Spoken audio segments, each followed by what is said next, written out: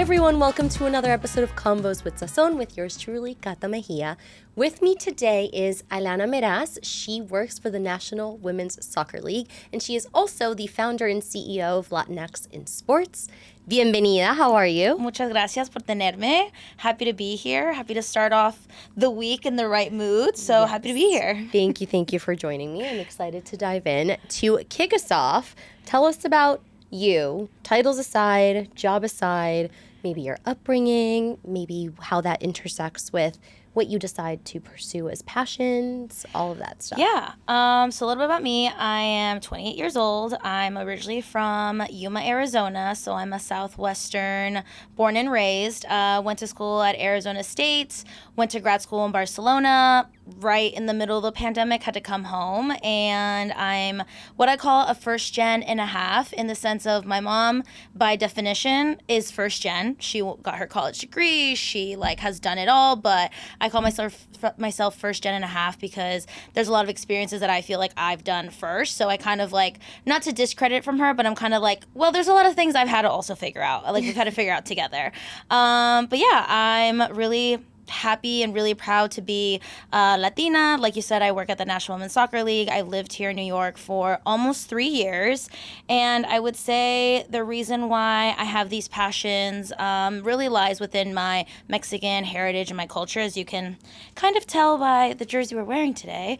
I'm really proud of being a Latina. I'm really proud of being a Mexicana. And I think that's really led me to where I am today. I have very vivid memories of watching baseball games with my grandpa, watching Selección Mexicana as well with my grandpa. So I think a lot of that has really drawn me to where I am and who I am. And yeah, it's a little bit about me.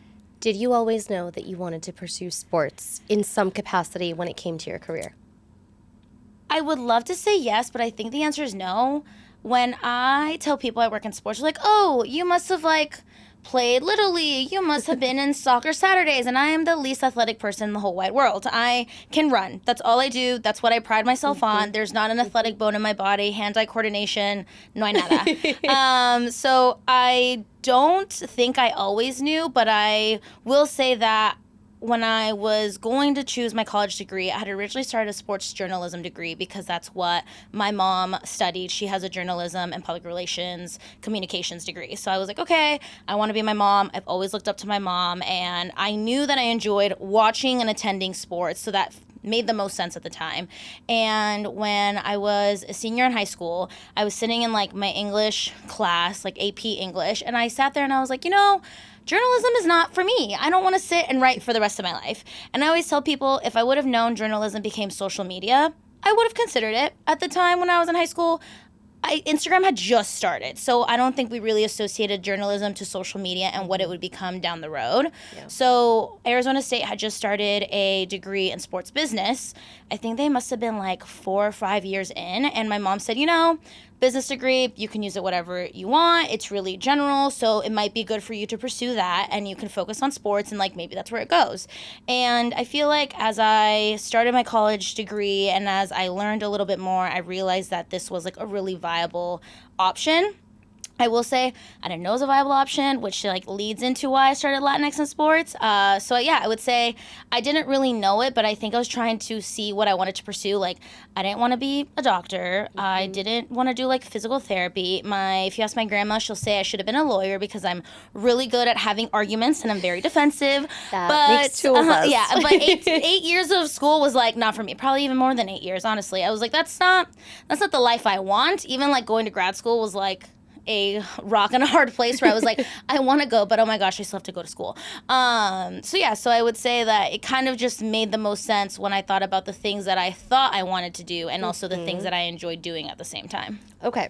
So you went to undergrad, you went to grad school. How did you land at the National Women's Soccer League?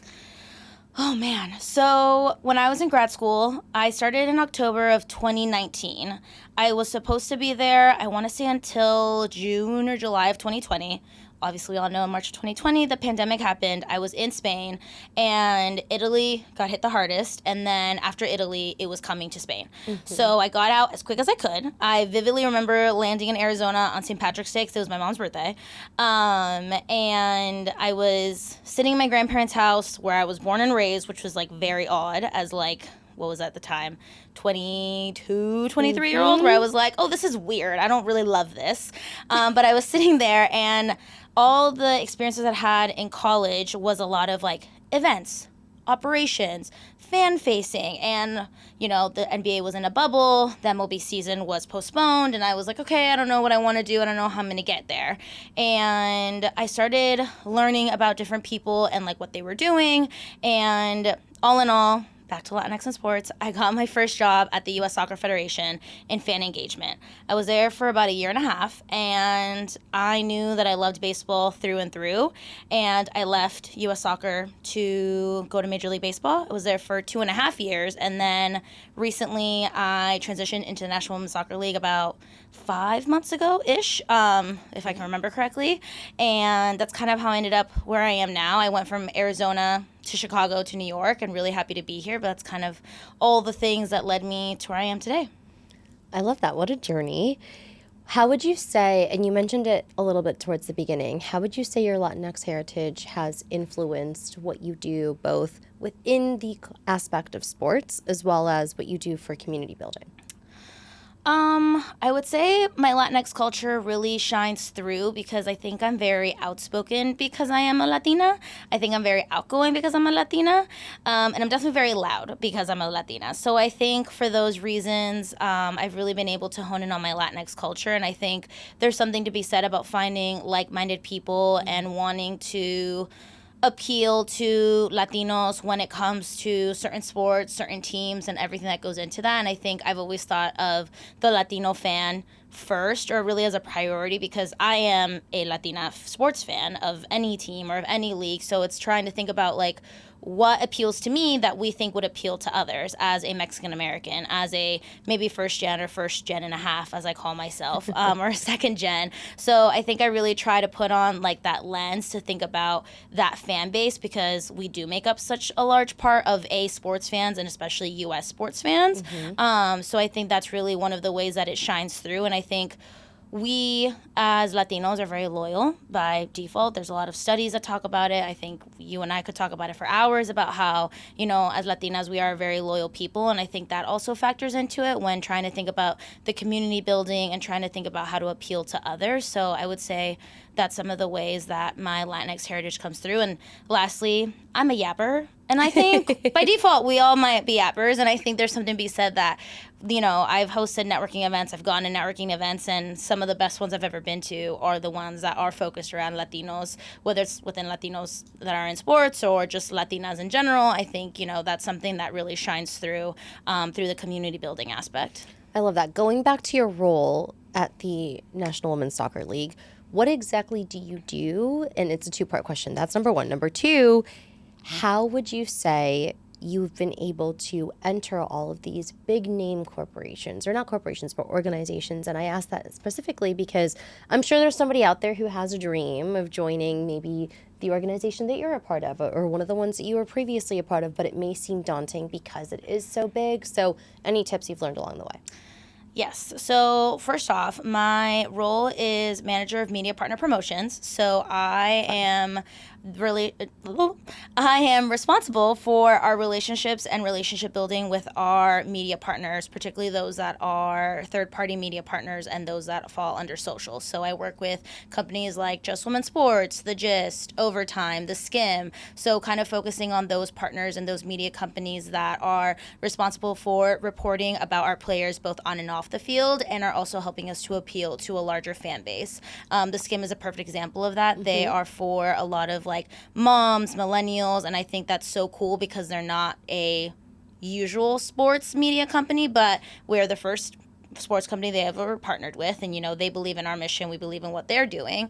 So that's kind of one of the companies that I work with, or one of the media partners that I work with, and it's really cool because I'm such a large consumer of social media as a content creator, social media consumer, knowing people parasocially. So it's really cool to work with companies that I have followed for such a long time that I get my news from and that I follow along as well.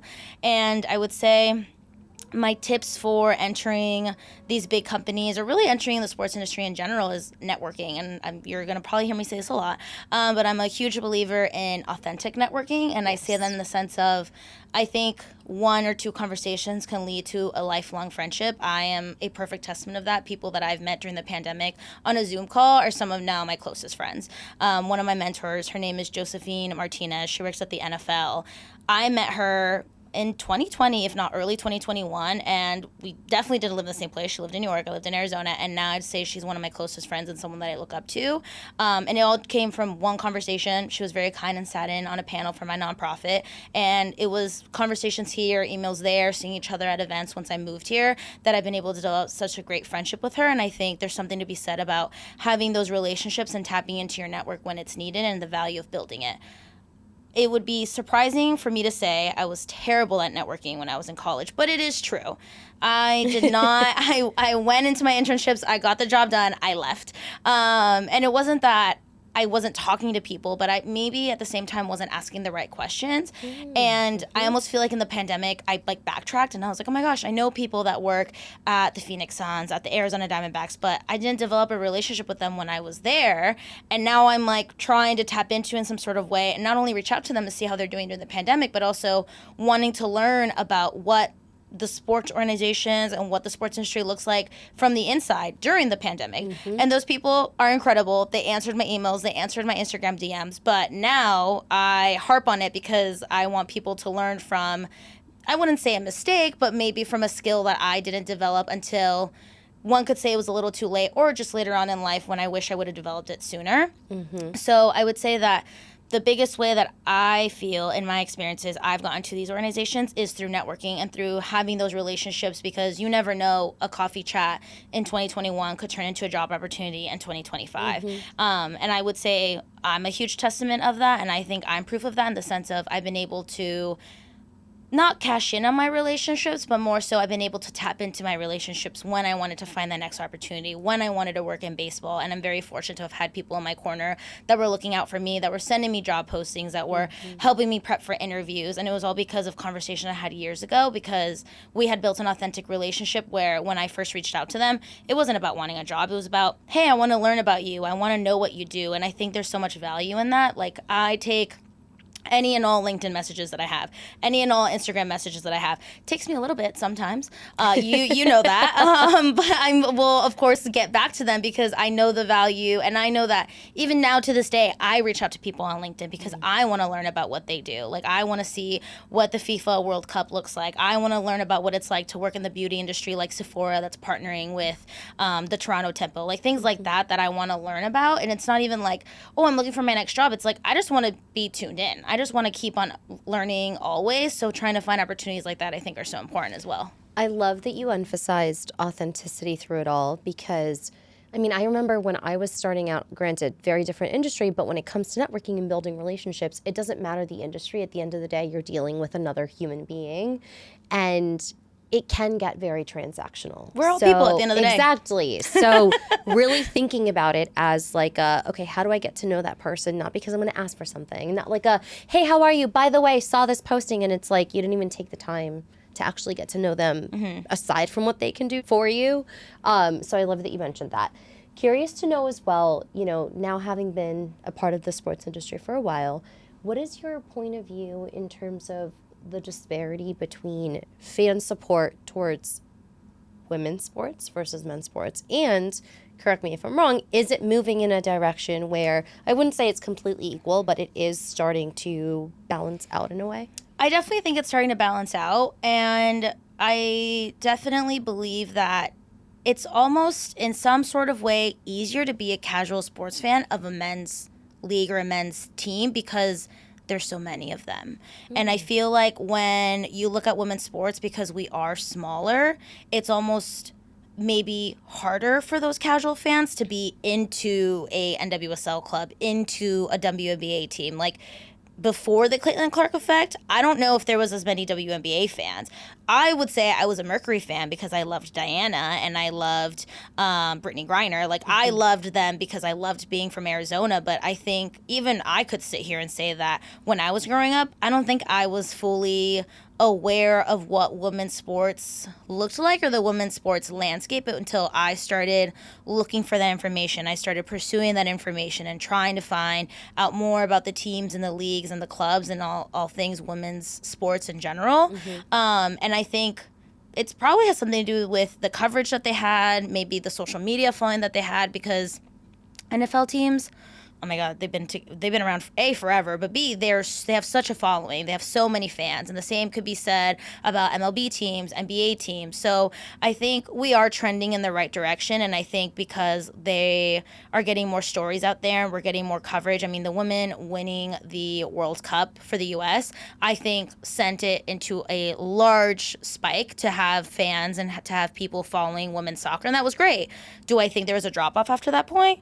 Probably. Do I think we're getting in the right direction again? 1,000%. So I think there's something to be said about like the awareness and the educational component that I think any team in any league is looking for. And I would say even men's teams and leagues are still looking for that too, because we all want the avid fan. We all want the loyal fan, the fan that wants the season tickets, that wants to buy the merchandise, that wants to follow the club. Because at the end of the day, sports is a business. And I say that all the time. You know, like we at the end of the day are a money revenue organization or a money revenue business. So I would say that's kind of like my take on the disparity of it all. But yeah, I think it's all about trying to get our women's athletes and the women's teams like the right coverage that they deserve, because a lot of times it's kind of like an afterthought, which is unfortunate. I do think we're trending in the right direction, and I think partners like the ones that I work with are helping us get out there and believe in what we believe in as well. But you know, it's not, I think, a part of the everyday conversation yet. I do believe that we will be, but it's just not exactly where we want to be yet. And I know that even when I joined NWSL, I know we haven't even hit a peak yet. I know we are still going up and up and up, and we're going to get to that top point that we all want to be at, to have a lot of NWSL fans and to have our player stories out there and to have like the next stars of the league. But we also have to build up those stars of the league, and there's a large storytelling component that we have, that we want to build up those next players and to have our fans be aware of them. But it's also a process and it's a journey, and as much as we're putting it out there, they also have to seek it as well. So it's trying to find that middle part and that sweet spot that we're able to appeal to those casual fans, or maybe the people that aren't women's soccer fans but they will be, and also trying to get our players out there as well. You just mentioned trying to find the sweet spot, right? And obviously it's an ongoing process from what it seems like, but would you say the way to a fan is to get them to relate to a player, and then the second step is like they'll relate to a team, or is there no one size fits all? Because as you were talking about, you know, your passion for sports, you started off mentioning players specifically, and by extension, the teams that they ended up joining or the leagues that they were a part of. So I'm curious to know what your point of view is on that. Yeah, I think a player story goes a really long way. I think seeing a player out there that looks like you, that you can relate to, that maybe is funny or has like a personality that shines through, I think is the way to appeal to the fan, because once they find a player, then they want to follow the team. Then they want to have that player's success. I know, for example, for me, I sit here and I say I had the most vivid memories of watching the Diamondbacks win the World Series with my grandparents.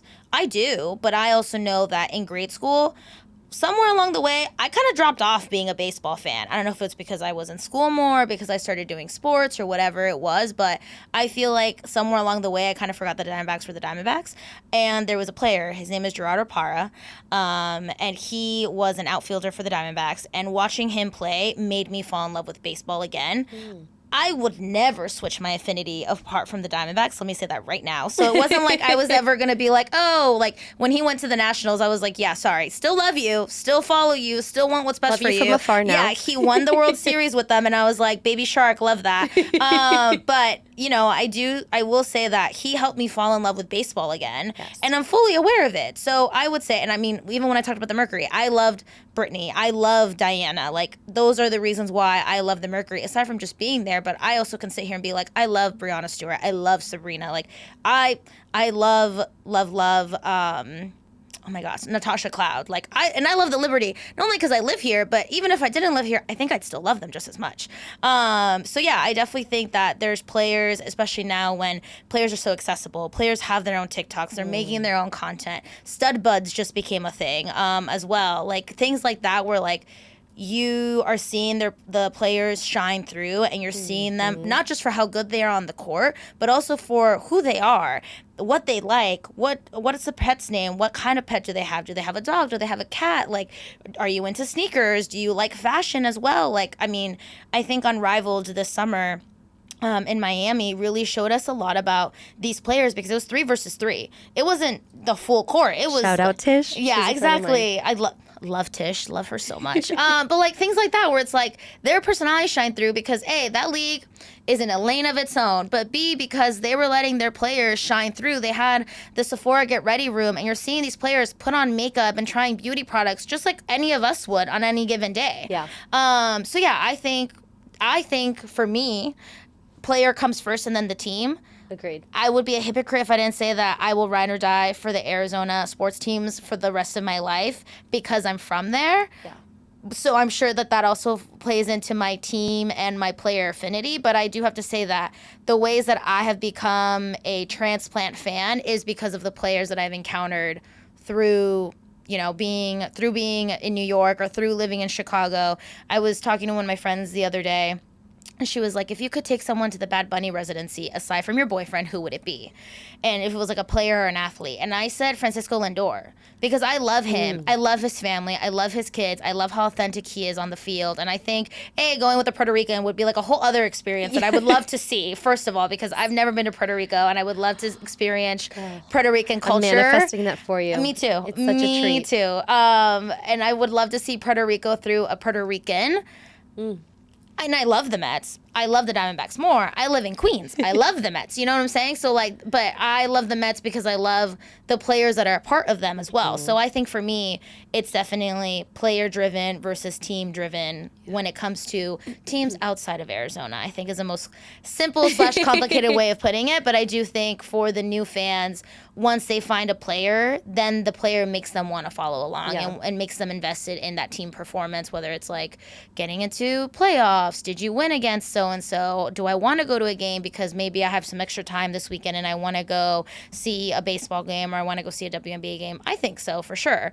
And I also think that's how people become fans of other teams as well. Like maybe they grew up a Dallas Cowboys fan and then all of a sudden they're a New York Giants fan, and it's not because, maybe it is because they moved to New York, but maybe it's also because they found a New York Giants player that they can relate to, that maybe is from the same place as them, that maybe has an interest in Legos like they do. Like, once you find out more about those players, it makes them a lot more relatable, and it helps fans connect to them on a personal level as well. 100%. And I love that you said seeing the players outside of just the context of a court, because again, it reminds us celebrities are just like us, like they are 1,000%. humans at the end of the day. They share many of our interests. They have families, and there's so many more layers to them than just what you see when they're on season. Speaking of fashion, I couldn't help but notice. Hello, let's talk about your fashion. And also I know that fashion is a form of self-expression for you. And so tell me more about that. Tell me about your fit. Tell me about how intentional you are about everything that you choose to wear. This is a hard question. Let's start with my outfit details. So my shoes are New Balance Yanni collab. They have this fresh foam technology that the New Balance running shoes have, so they're very comfortable and I love them. And they also have 2 laces. They're the best. My skirt is from Nuuly. It's from Anthropologie. Love Nuuly. It's gotten me through a lot of New York falls and winters. My shirt is from Nike, their Copa 90 Total Copa collection. It's a take on the Mexico jersey, so I love her. She's great. And yeah, I'm wearing a lot of jewelry. Yes. I express myself a lot through my jewelry as well as my nails. I will say these nails are a little bit more muted because I was in a wedding and I couldn't get like crazy nails, as my mom would call them. That is so real. They're a little bit chiller. But I would say, I said it when we sat down. I try to wear 10 rings every single day. We definitely started with 3. I'd say probably a year or 2 ago, and I've now fully invested in 10, if not more than 10, if I stack them. And then I have like these everyday bracelets that I wear. Then I have this one that's my name bracelet that as well goes with my name necklace. And I make jokes all the time that I don't remember my name, but it's not true. I just really like my name. And I have like this amethyst and this tennis bracelet that my grandma gave me that I wear all the time, no matter what. And my favorite bracelet lately has been this Alex Anani bracelet that has a hummingbird on it. Beautiful. I used to see hummingbirds all the time in my grandparents' backyard because my grandpa has fruit trees. And I unfortunately lost a friend when I was a senior in college. So whenever I see hummingbirds, I say that it's her coming to say hi. So anything hummingbird, I automatically have to purchase it because I love them. And then some of these are my also everyday bracelets. But yeah, I would say fashion is definitely the way that I express myself. And I think I've fallen into it more ever since moving away from Arizona, because I think I was given an opportunity to express myself, and I don't want to say reinvent myself, but I think lean into who I am. And I think like being away from my family, I was like, okay, like I'm going to dress how I want to dress, and no one's going to say that I look weird or like what's going on, because like you're not going to see me every day. I will say though, I send a selfie of my outfit every single day to my mom and my aunt. Like, I love that. Without fail, my aunt will be like, "Wow, you look like such a city girl," and I'm like, "Thanks, auntie, I love you." So it's my favorite thing to do. But I would say that yeah, it's a huge part of who I am. I pride myself in being like streetwear, chic, like still a little bit girly at the same time. I would say like the skirt and jersey combo has been my latest favorite thing to wear. Yeah, but I would say that it helps me feel my authentic self. And I think it's really easy to fall into a mold or into how you think you should dress, how you think you should look. Yeah, I think that fashion has really helped me uncover who I am. And it's really helped me discover the things that I like and the things that I don't like. I will say a year ago, I want to say this month, I started embracing my curls. And now I wear my natural curly hair. And they're beautiful, Thank if you. I do say so myself. Thank you. But I used to, I didn't even think I had curly hair until I went on a girls' trip. And they were like, Alana, we think you have curly hair. Like, we've all been using curly hair products the last like 2-3 months. And I was like, okay, like, you want me to try it out? They're like, yeah. So I like washed my hair. They put all the products in it. They dried it for me. And I remember I walked out and I was like, oh my gosh, I was like, I do have curly hair. And my mom has straight, arguably jet black hair. So it wasn't like she had curly hair and I knew that I did and I just ignored it. But I feel like all these different things and all these different tidbits that I've learned about my friends or that I've learned from them have really helped me become who I am. And I really love expressing myself through my sneakers. I will say my sneakers are the first part of my outfit. Someone asked me the other day, they're like, do you get dressed with your shirt and your like bottom first, or do you get dressed with your sneakers first? And I 1000% am sneaker driven, because what about the weather? How far am I walking? Where am I going? Do I have a business meeting? Am I going to an event after work? Do I want to take cute pictures of my outfit? Do I need to wear extra cute sneakers because I want to make content or whatever? And I definitely am like shoe first driven. Meaning you pick the shoes and then you I make build my the outfit. Yeah, around the shoes. Okay. I have over 70 pairs of sneakers. In a New York City apartment, it is not easy. It is not an easy feat. And then, like, I still have, like, some ballet flats here, Right. a pair of boots there. I have a lot of shoes. Every time I see my grandma, she's like, so how many shoes do you have now? And I'm like, you don't need to know. I'm like, it's fine. Like, she's like, are those new? And I'm like, yes, they are. Like, my mom, again, back to the outfit selfie, she will zoom in and she'll be like, I didn't know those sneakers. And I'm like, well, I bought them a month ago and I just didn't tell you because you were going to have thoughts about having another pair of sneakers. But yeah, I think it's really easy for me to want to dress like the typical finance girl. I'm not even going to say finance bro. And I think I never really wanted to fit into the mold. And I think I've been put in situations in the past where I look different than the other people that I work with. I look different than the floor that I work on or the building that I work in. And I've always tried to stay true to who I am. And if I'm wearing a blazer, that's great. I'm still going to wear sneakers. If I'm wearing slacks, that's great. I'm still going to wear like a nice, maybe like sweater with like a whole lot of jewelry. And I'm still going to wear my 10 rings. And, you know, people in the past have been like, oh, you're click-clacking because of your nails. And I'm like, well, I'm a click-clacky. I don't know what to tell you. Like, this is just who I am, and I'm not going to change who I am, especially if there's no rule that says I can't have long nails, then I'm going to keep on having long nails. And I think sometimes it may have been a problem, not a problem where, like, oh, I got, like, disciplinaried, but, like, in the sense of I just didn't fit in like everybody else, and I was kind of okay with it. And I think every day I become more and more comfortable in my skin, and I'm really happy about it. And I think, you know, like I said, moving away from home definitely helped. And I think especially being in New York, everyone expresses themselves through fashion. And I love it. I tell girls on the street all the time, you look so good. I love your outfit. And for a while, like, I wasn't telling people. And because I was like, oh, it's like weird. Like, I'm going to go up to them, like, on the train, walking down, like, by the park. And one day my boyfriend said, you know, they're like, you love it when people tell you you look good. He's like, you should share it as much as it's shared with you. And I'm like, you're right. So now all the time, hey, I love your nails. Can I take a picture of your nails? Hey, I love your shoes. I love your outfit. Because it's like, yeah, like, I mean, we may not always need the validation, but we always love a good compliment. Like, I would love to know that my outfit looks good. Sometimes I leave the house and I'm like, I look like a crazy person. And it is the day that 6 people like stop me and they're like, I love your outfit. And I'm like, oh, okay, I'm glad somebody else understood understood what I was going for here. Yeah, because sometimes, like, I'm like, I don't know what I decided to wear today, but it works out in the end. So yeah, that's a really long rant about I love that. fashion. No, listen, I can relate so hard because I, from a very young age, have always loved fashion. I at one point wanted to be a fashion designer, and that is a story for another time. Yep. The little workbooks from Barnes & Noble. Yes, but also I would write down my outfits on a calendar because I did not want to repeat an outfit for school. And so God forbid, you know what I mean? God forbid. But when I became a news reporter, which is feels like a whole other lifetime, they were very adamant about the way you presented yourself. And right, going back to what you were saying for your nails, and it makes sense for the context of, like, you don't want to be the story. What you're saying is actually the story. Yeah. So I had to stick with, like, a certain haircut and makeup look and nails that were muted. And so now we go crazy. Which I love, by the way. Thank I think you. I'm going to get those next. You can absolutely take a picture later. So yes, I completely agree that every aspect of what you choose to wear, how you present yourself, if you want it to, is a form of self-expression. And so I love how thoughtful you are about all of that, because honestly, it does look great. And I'm feeling very inspired. Thank you. And then it's a conversation starter, right? Like, we talk about going to these networking events, and a lot of times girls are like, oh my gosh, can I see your nails? I'm like, yeah. They're like, wow, I love your rings. Where'd you get them from? And I'm one to tell them, I pride myself in always trying to shop small and also shop Latina owned.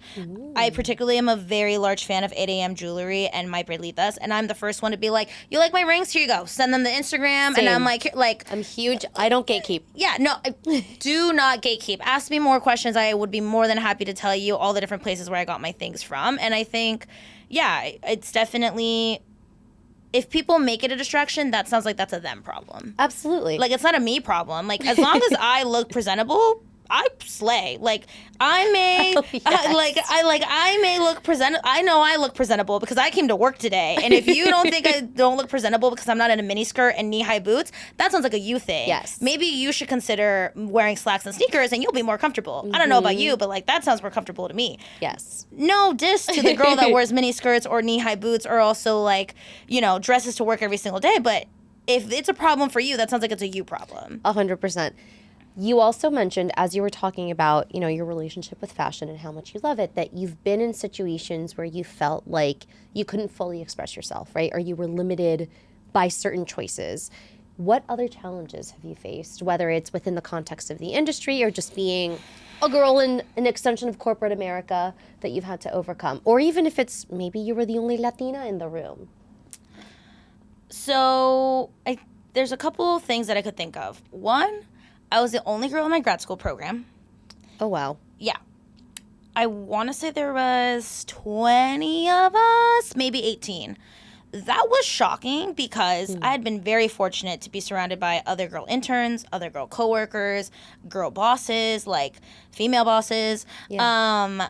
And going to Barcelona, and I love Barcelona. I had already gone previously, which is why I knew I could go to grad school in Barcelona because I felt safe. Where did you study? I studied in Barcelona, Spain, at a school called ISDE, Instituto Superior de Derecho y Economía. Okay, nice. So they were, like, by trade, a law/economics, like, grad school program, but they had just started a program that's about sports law with FC Barcelona and their innovation hub. So I was like super excited to go.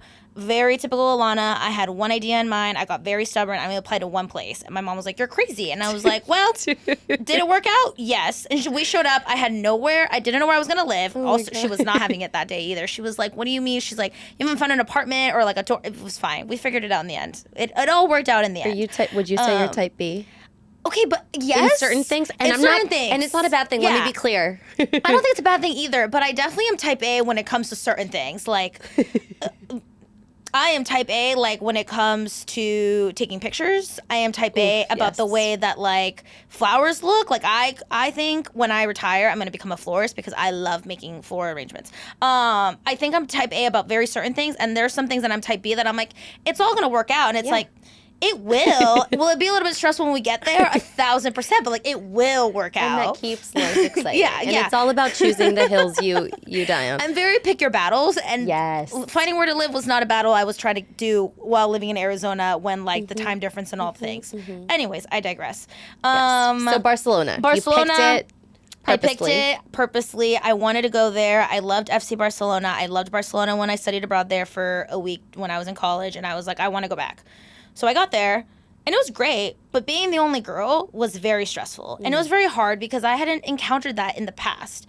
And all the guys that surrounded me were very kind gentlemen, but they all wanted to be agents, owners of teams. They already had law degrees, and every professor that came in, you would go around in a circle, and it'd be like, what's your, dream job? And I would say, without fail, I want to do events for Major League Baseball. And they would look at me like I was crazy. Like, they would be like, oh, what's baseball? And I'm like, oh, okay. It's like, it's like cricket? I don't know. Like, I just love baseball. And I was also the only one from the U.S., which was like a whole situation within itself. So I would say, like, that was one of the biggest things that I had to overcome was, like, how to not have them just assume that because I was a woman, I didn't know about sports. And it was hard. And some people were harder to convince than others. So I would say, like, that was the biggest thing that I really had to overcome. Do you still run into that problem? No, not as much. I think we're always going to have to encounter it, if as sad as that sounds. Not as much. Still a little bit, 1,000%. And it's sad because it doesn't get any easier no matter how many times you encounter it. So, yeah, and I would say, like, there's something, I think because I wasn't raised in a city, I'm not a city gal by trade, but I do think I have city gal qualities just from living into larger cities than I would say, like, Phoenix, Arizona, when it comes to, like, lifestyle and stuff. And I think that was a challenge I had to overcome as well because I wasn't like everybody else. I wasn't as... I don't even know if the word is like cutthroat, but like I just felt like at times, and I still sometimes feel it, that I'm just like not the corporate America kind of vibe. Like I don't think I'm too nice, but am I too nice? Maybe. Like I don't know. Like sometimes I'm like I am struggling on my own in my own sort of way. So yeah, I think in previous situations I've been put in, I have felt like I was being talked over. I felt like I was being cut off, and I felt like sometimes I was only there just to take notes for people. And it wasn't because I added value, but it was because I was given busy work. So yeah, I think those are challenges that I have overcome previously, and it doesn't really get any easier. And sometimes, you're trying to help somebody and they look at you sideways because you're a woman, and you're like, okay, like, it's not going to be a different answer for somebody else. Like, it's still the same answer, but it definitely doesn't get easier with practice, but unfortunately, sometimes you just get so used to it because you've already had to go through it so many times. Yeah, that makes sense, and I'm sorry you have to go through that, but I can relate in many aspects, being the only Latina or the only woman or the youngest in the room and constantly having these layers that make up who I am be reasons to be questioned or be reasons to feel like you have to prove yourself even more than you already have. Yeah. Beyond just, I'm here for a reason, Yeah. I've been called niña in some situations, and I'm like... That's a line.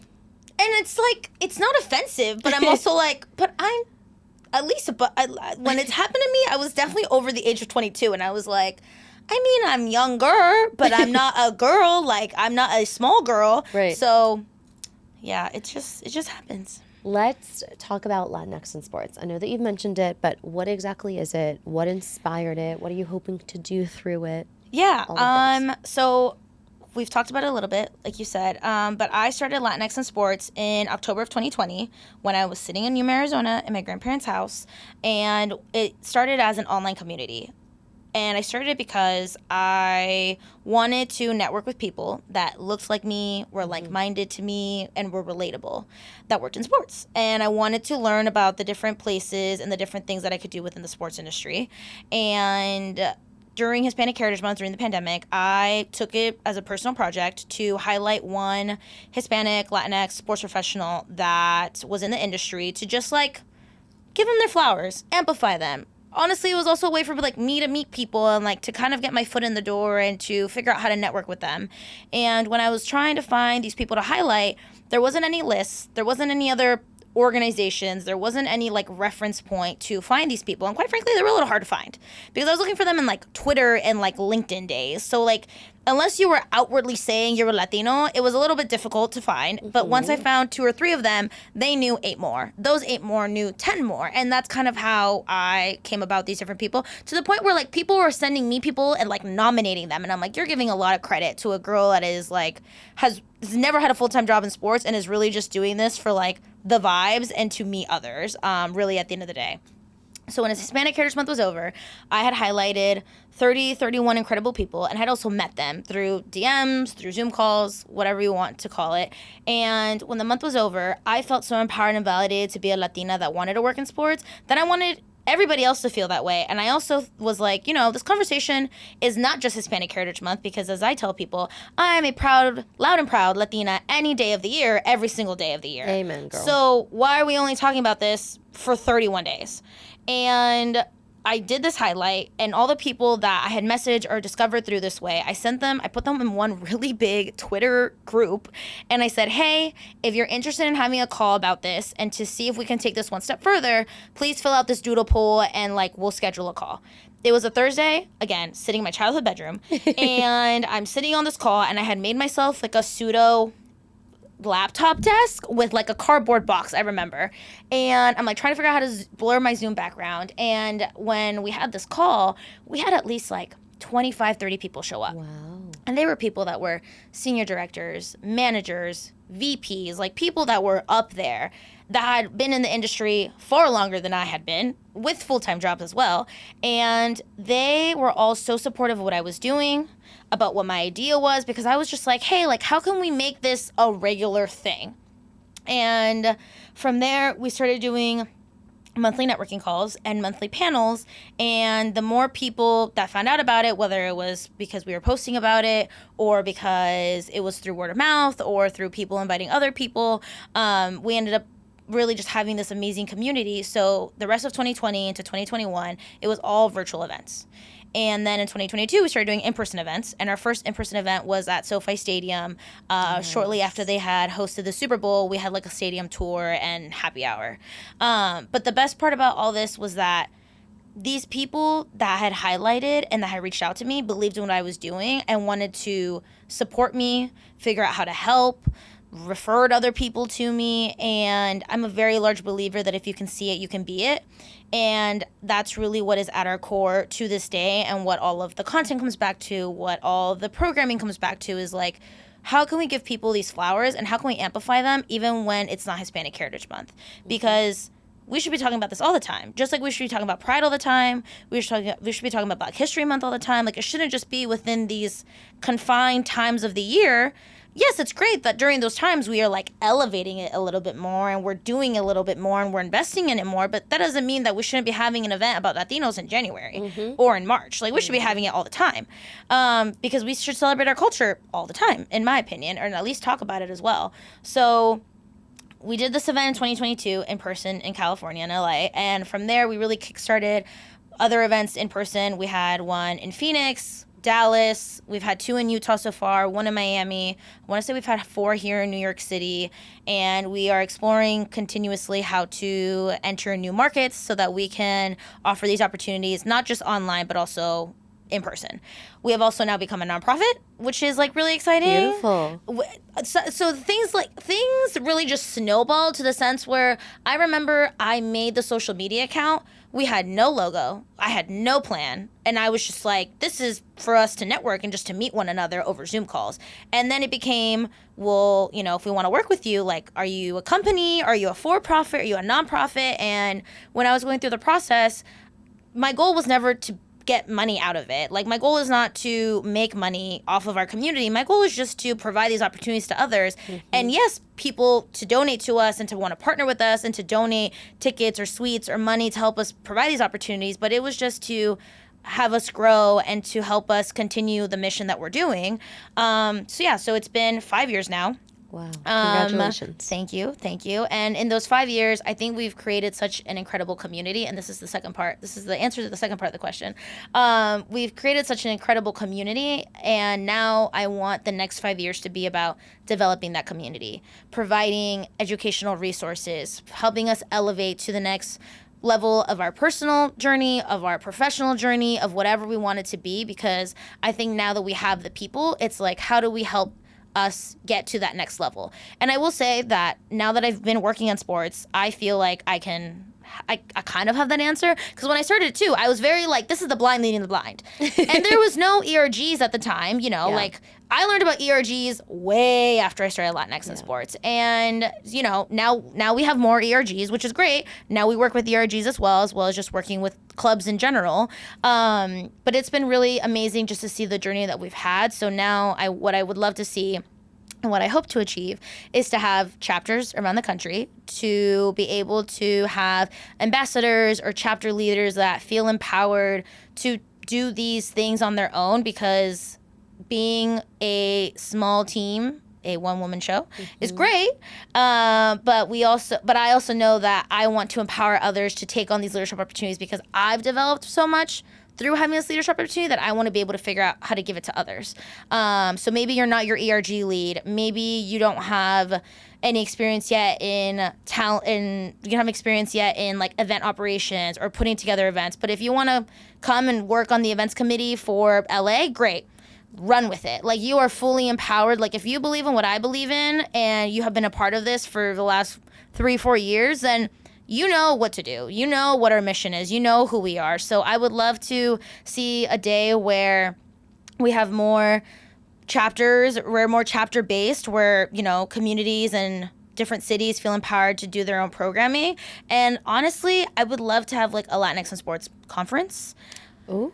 A symposium, if you need summit, a moderator, I will let you know. Let me know. 1,000%. But, you know, like, that's what I want us to get to. I look at Wise, for example. I love them. They're incredible. They've obviously been around for so much longer, but, like, they are who I look to. And I'm like, I would love to get to that structure one day where, like, you know, you have your chapters/city committees, and then you have like a national committee, and you all come together. I think they have their annual event here in New York City, or they might switch it every single year, but like, you all come together once or twice a year, let's call it, and then the rest of the time, like, you guys fully are self-ran, and you are doing the things that you know your community needs, because everybody's needs are different. Everyone's, depending on where your career is, depending on where you are, depending on like the department you want to work in and what that is. So I would just love to be able to create those opportunities for not only Latinx, but especially like Latinas, to feel empowered, like they can take on these different roles and responsibilities and feel like they're developing themselves to the next level of who they want to be. That is so exciting, and I love to hear it. And the way that you light up talking about that in particular is so inspiring. I could go on it for hours. Take this as like we just manifested it into experience, into existence, on top of the fact that you're already doing the work towards it. So pat yourself on the back. Thank you. I couldn't help but wonder, based on your experience within the sport industry, what would you say has been the influence of Latinos and Latinos fans in elevating sports in general? What inspired this question? For example, recently, Carol G, right? She did a halftime show for an NFL game in Brazil, which, like, crazy. Anyone who knows anything about many of those things knows, okay, in Brazil, I mean, football is an American sport for the most part, right? So that was a very strategic move, in my mind, of, like, bringing it to a country that otherwise doesn't have an incentive to tune in. incorporating Carol G, which is a huge name, not only within the Latino community, but now worldwide. So very strategic. What are your thoughts on both that and then also what I was asking earlier, which is Latinos' influence on sports? I think there's a lot of leagues around the U.S. that are really becoming self-aware of the international markets. And I'm not even going to say just Latinos. Like, you look at the NFL, they're playing in Germany. Like, MLB went to go play in London. Like, it's not even like, oh, we, just to Latino fans. But I think they're seeing that their sports can be international as long as we are taking the time to educate the fans, have those international markets become aware of the sport. Like, being in Barcelona and they're like, what is baseball? And now that MLB plays in London, like, that's a perfect example of that, right? Yeah. Like, now it's like, oh no, we've gone across the water. Like, now we're doing this. Like, we're trying to educate Europeans and other countries and other cultures about baseball or about football. Anything. I wouldn't even say soccer because soccer is the international sport, in my opinion. 100%. But I would say that it's incredible to see the ways that they are investing in it. And again, back to the authenticity, I believe that they're investing in it authentically. And that goes such a long way because there's a lot of studies and a lot of reports that we could pull up that talk about how Latinos are loyal, like I said at the beginning, and also we have such a large purchasing power because when we love something, we love it full force. Nos endeudamos almost to a fault. Yeah. Like, we love it full throttle, full send. Like, we want to, whether it's buy, like, the jerseys or pintarnos con la estrella de los Dallas Cowboys, like, whatever it is, like, we are fully invested in it because we feel attached and we feel, like, loyal to them. And I think, like, you see it now with NFL. They've played in Mexico City. They've played now in Brazil. There was a stat a couple years ago that the Steelers have the largest following in Mexico.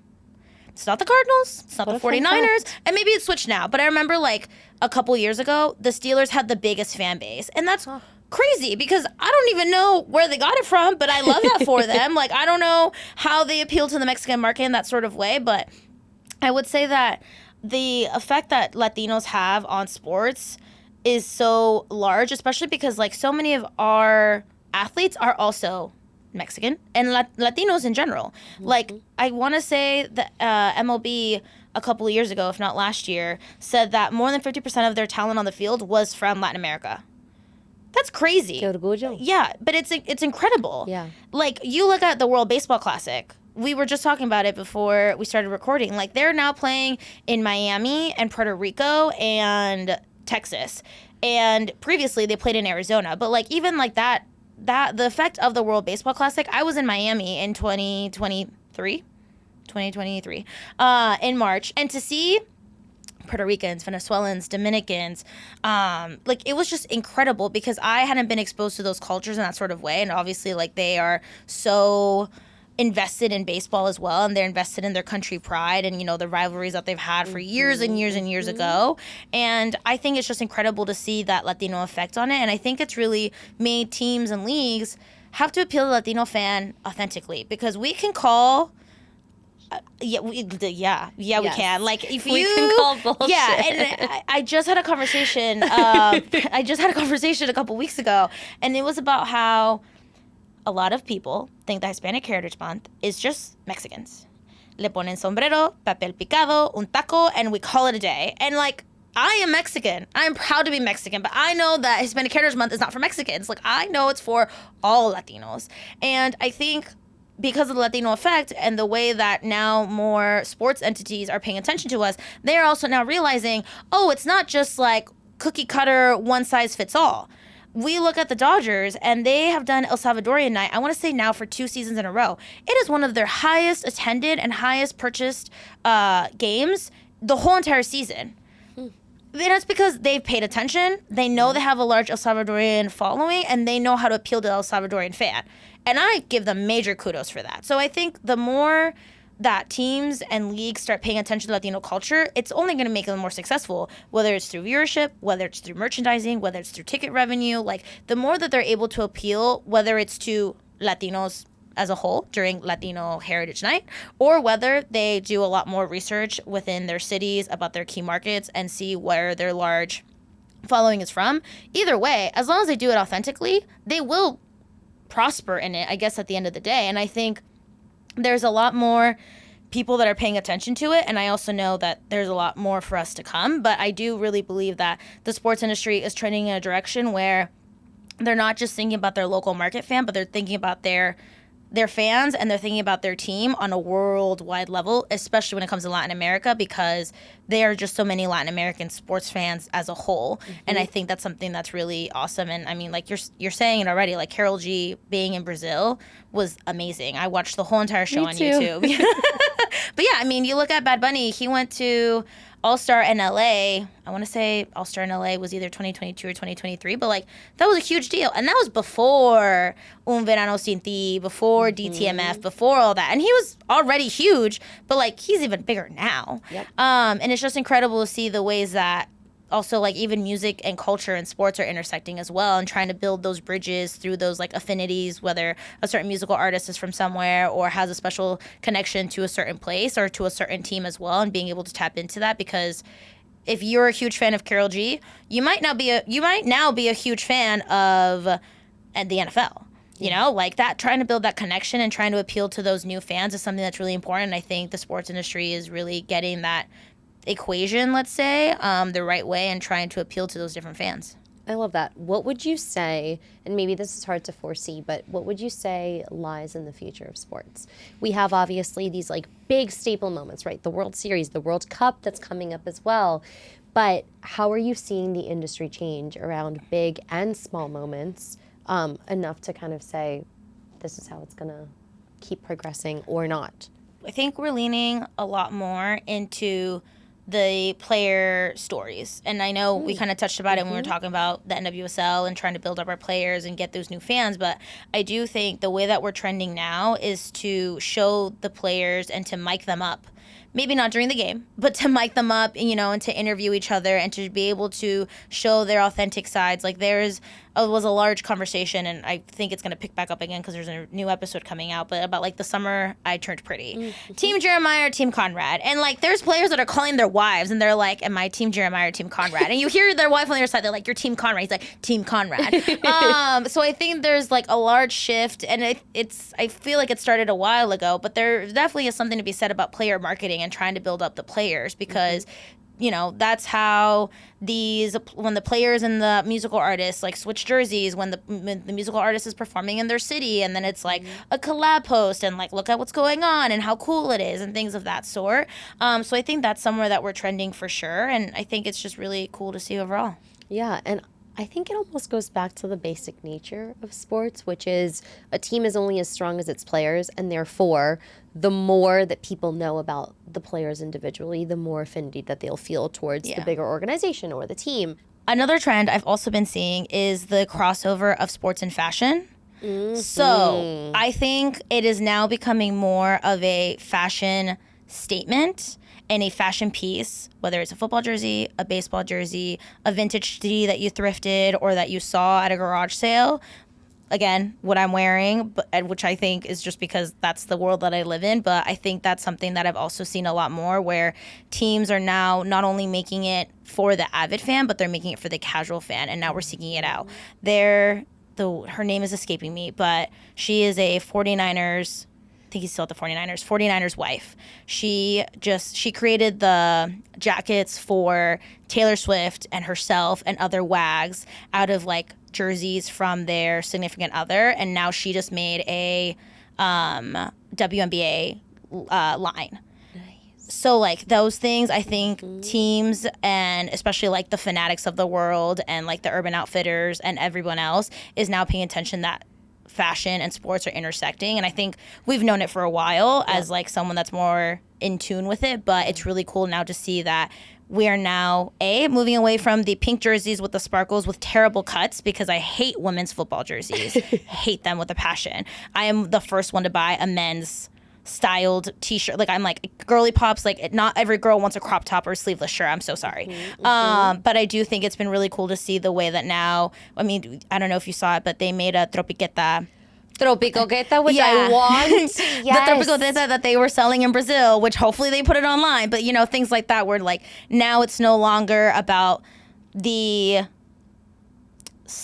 what is it called?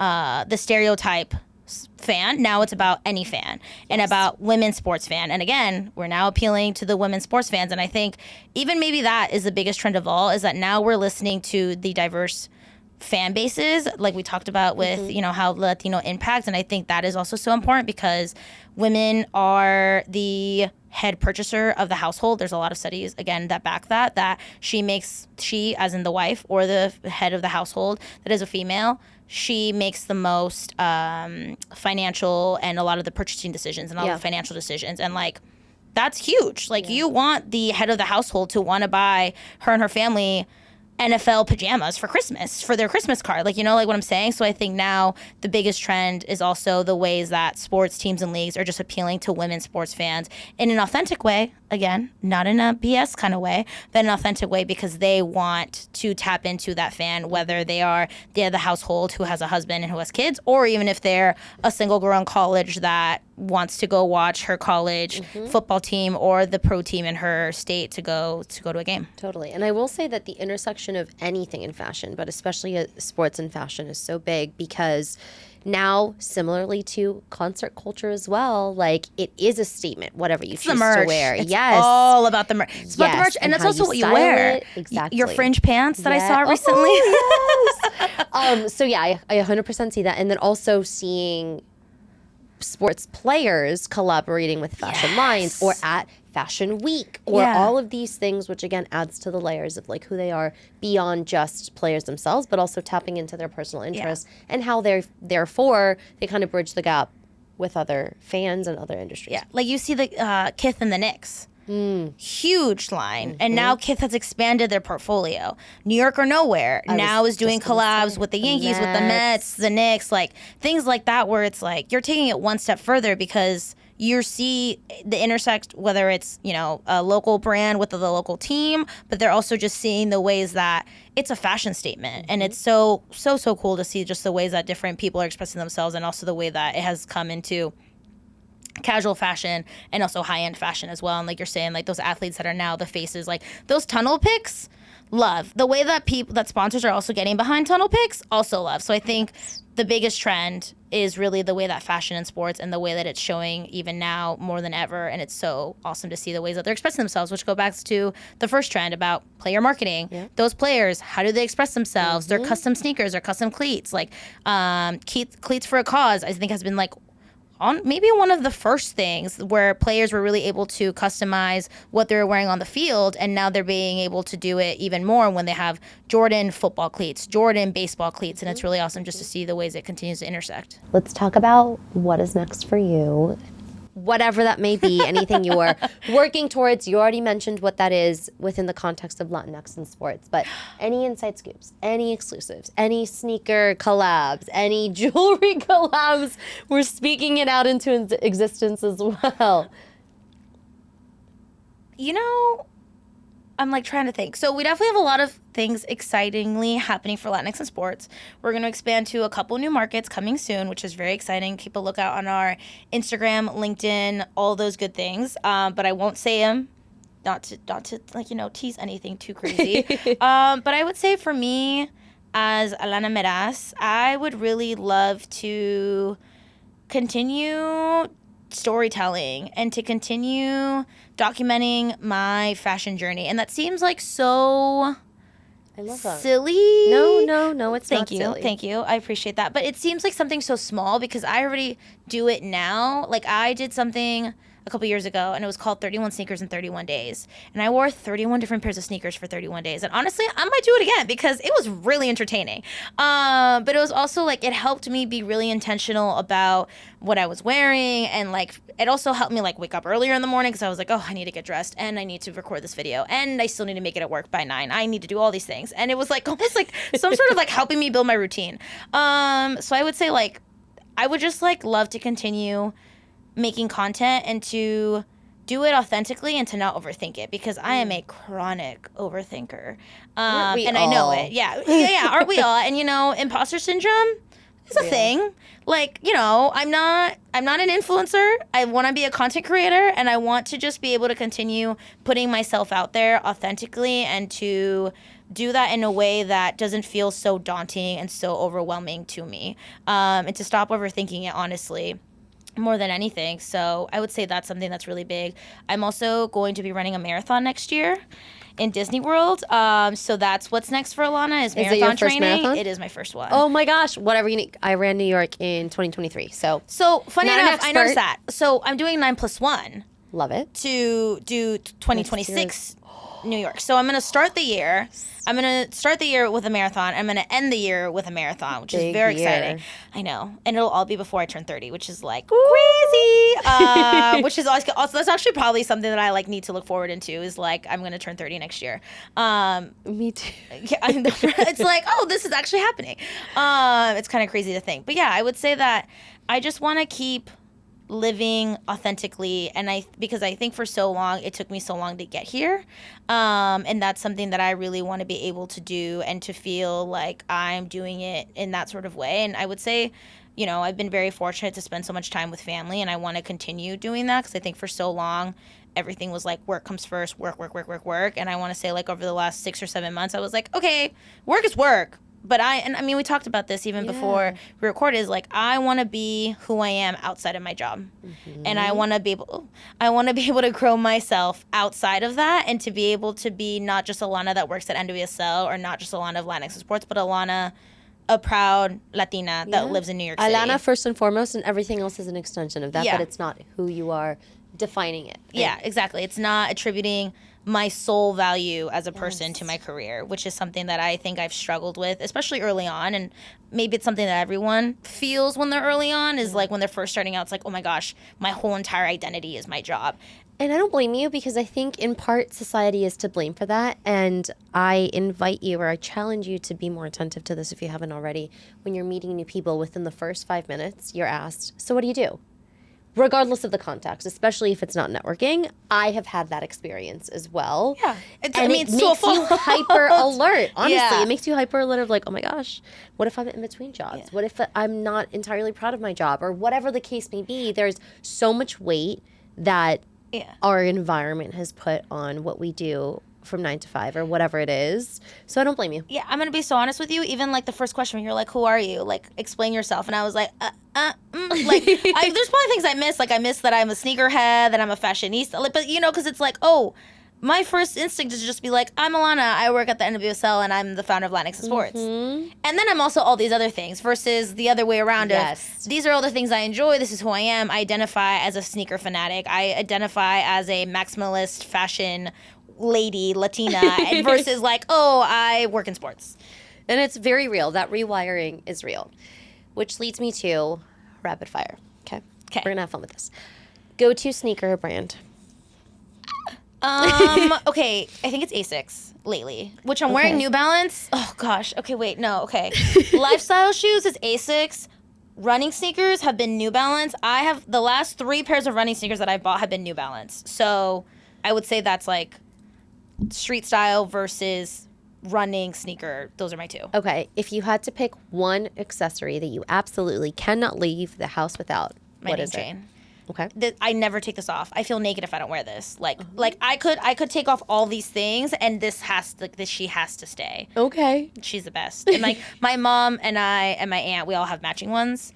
We also all have name bracelets, but like even like through and through, like I was running a couple days ago, and I'm just like watching like the chain in like my in my shadow. It's like flinging left and right, and I'm like, yeah, I'm like she any berries class, anything, any like she stays through and through. So Okay, I love it. Order of operations when you're getting ready. I know you already mentioned as part of the fit, the shoes go first. Yes. But do you do hair? Do you do makeup? Do you get, clothed first?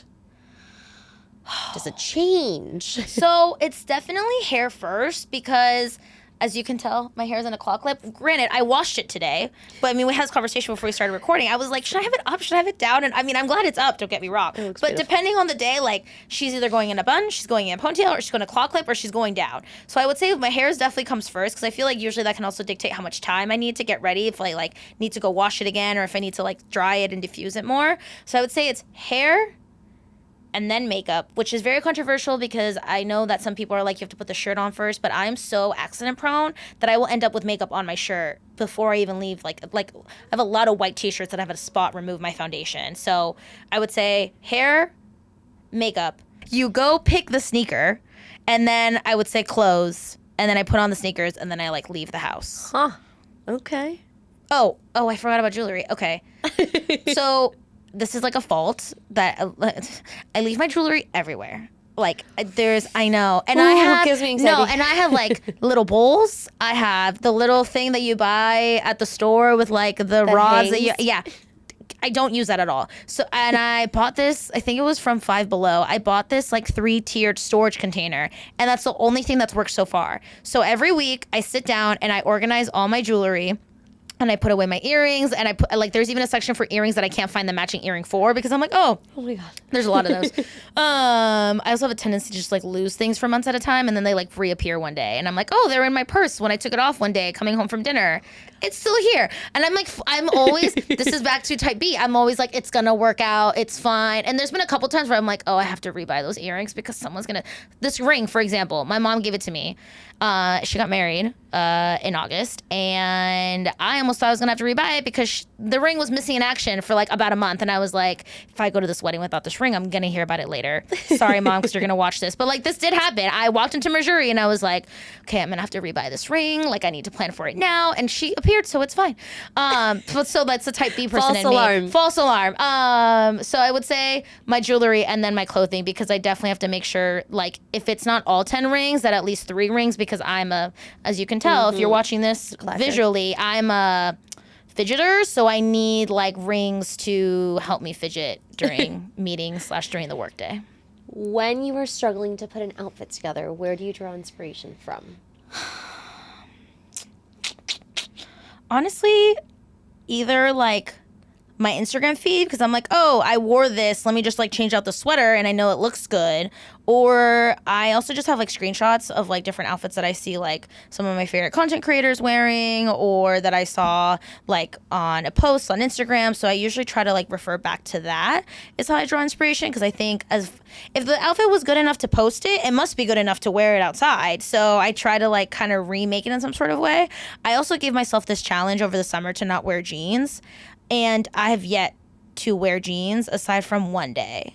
Wow. I think I haven't worn jeans in like 3 or 4 months. Listen, probably for the best because in New York at least, it has been incredibly hot. Yeah, and I will say it made me be really intentional about what I was wearing because I noticed that when I was in a not so fun state in life, my default was jeans and a sweater.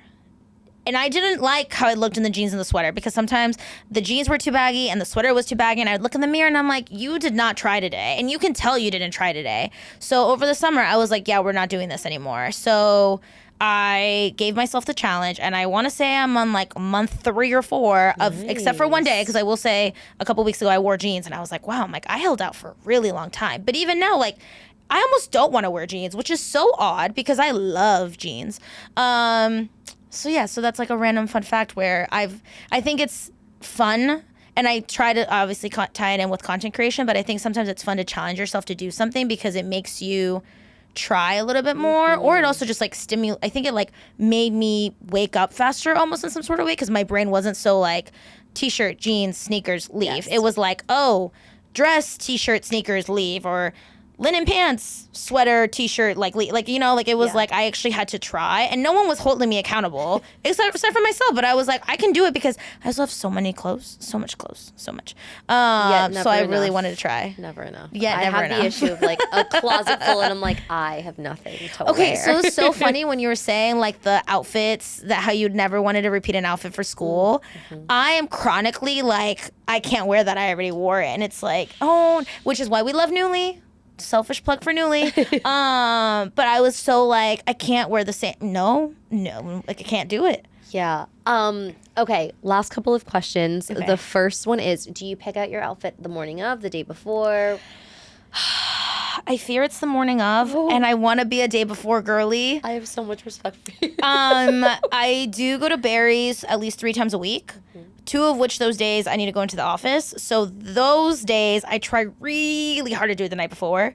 But sometimes it's the morning and I'm like, oh, navy blue linen pants, white t-shirt, one pair of sneakers. Let's go. Like I think I have a default, like if all else fails, this will work for me kind of vibe where like I have these khaki pants from Uniqlo, part of the Arizona collection, and I have them in like 3 colors. And I'm like, if all else fails, I can wear that with a blouse and some shoes and we're good. But I really need to try and be more of a night before girly. But I just... Okay, last question, two-part question. First one, what is a trend that you can currently that you love, you can get behind, especially if it's come back, versus what is a trend that needs to go? Oh, man. What is a trend I can get behind? This is so hard. I don't know if it's really so much a trend. I mean, I think it is, but I've been seeing a lot of, like, straight skirts, particularly of the lace or satin kind, with like a boxy shirt. I really like that combo because it's very like feminine and then like sporty, which I think is what's going on here. Feminine skirt, sporty. So I really like that trend. And I don't know if that was like maybe like a last year thing or a summer going to fall thing, but I foresee myself with a lot of lace skirts and like boxy sweaters come fall. Okay. And what's one thing I can't get behind? Oh, God. Oh. The capris, I can't with the capris. Of any material. Okay, capri jean shorts, okay, sure. Like the jorts, the long short, yeah. Jorts, I personally cannot get behind that right now. Maybe I'll come around to it. Maybe, but like it looks like we are shopping at Limited 2 again. And we're wearing like the legging capris with like the lace frill at I can't. And some girls look fabulous. I cannot, like, they're wearing tight halter tops and they look amazing with capris, and I'm like, I can't get behind. Like, I would be so like, put a jacket over me, like I can't wear this, and I just couldn't do it. So that's probably one trend that I can't get behind. I lied. We have one more question. Favorite sport to watch? Okay. You can only pick one. Like for all time or just right now? Whatever you want. Okay, it's women's basketball. Is it for right now or all time? All time. I will say, because of the U.S. Open, and my partner, he plays tennis, I got really into it. And I got really into it in the sense of like, I was so happy I knew what was going on, because for so long I wouldn't understand the deuce and the love and the points and and I would be so lost. And last year I really took the time to learn it. So then this year I felt more invested, and even when Wimbledon was happening, I also was invested. So I had a really great time watching tennis, to the sense of like I went to the U.S. Open last year and I would love to go again. And I had such a great time watching it because I finally understood what was happening. So, and I think the same thing happened even when I was growing up and I didn't understand football. And then one year, fun fact, my mom like randomly decided to join a fantasy football league, and she had the computer generate her lineup for her, and Peyton Manning was her quarterback. And at the time he was at the Denver Broncos. And I ended up becoming a Denver Broncos fan, A. But B, the only reason why I learned how to play, like, the only reason why I learned how football worked is because my mom wanted to win her league so badly that we learned how football like functioned. I have a confession. First of all, I might hit you up for explaining football, but also 9 times out of 10, with the exception of basketball and soccer, the sports that I watch, I don't fully understand. So that's something I need to improve on. I still don't think I understand soccer. But also I'm a big vibes girl. Yeah. Like here for the U.S. Open, like love the outfit, love the honey deuces, love just like the vibes. But I do want to be better about understanding what I'm watching. Listen, half the times I get it confused with offsides. I'm like, what happened that now we're offsides? And like, I understand everything else. Like, I understand like the goal kick and the penalty kick and why it's the goalkeeper versus a corner kick, but offsides to this day, I'm like, I'm like, and some of them are very explanatory, but then there's some where I'm like, I'm confused because what do you mean it's offsides? Yeah. Especially when I'm emotionally invested at the time. But I'd be like, what is happening? But American football is the big one I have not been able to crack. But anywho, thank you for your time. Thank you for having me. This has been so fun. In any way that I can help, collab, support, please let me know. Convos with Sazón es tu casa. Very excited for what the future holds for both Latinx and sports. For you, first and foremost, and excited to, cheer you on. Yeah, I appreciate it. And thank you so much for having me. This was my first in-studio podcast recording, so this was very exciting. How did it go? What do you think? I think it went well. I think there was definitely some times where I'm like, Alana, you're rambling. But I think there was definitely... I think we did good. Amazing. Well, How do you think we again? I think we did great. Slay. Listen, the time flew by for me at least. Thank you all for watching and listening. Until next time.